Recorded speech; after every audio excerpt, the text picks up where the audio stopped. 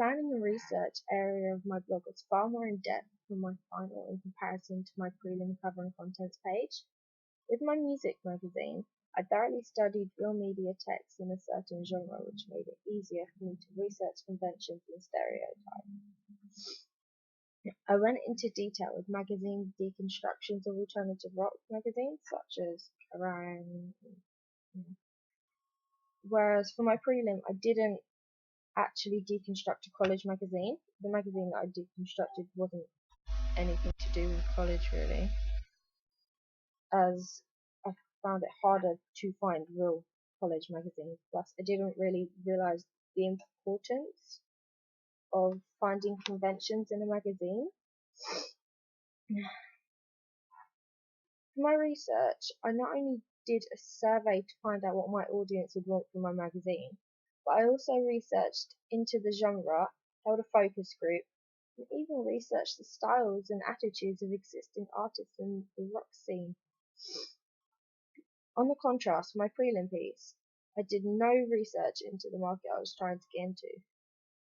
This made my work far less realistic, as it didn't know the norms and the conventions of real media text.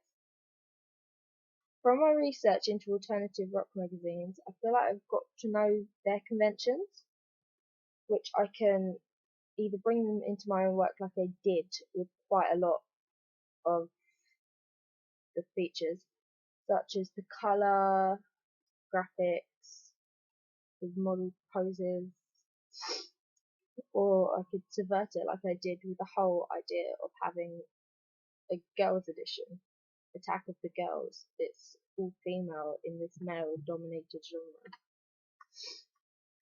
Another thing that has drastically improved over the two projects is my use of Photoshop and my understanding of Photoshop. In my final, I began to understand photo manipulation better, and I was able to use the tools for that way more effectively than I was for my prelim.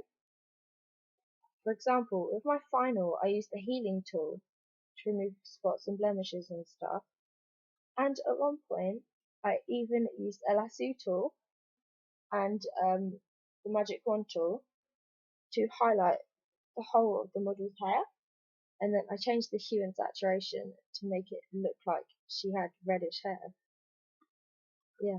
Another thing I did was manipulate the lighting to make the background look whiter so it blended with my scheme more and looked better.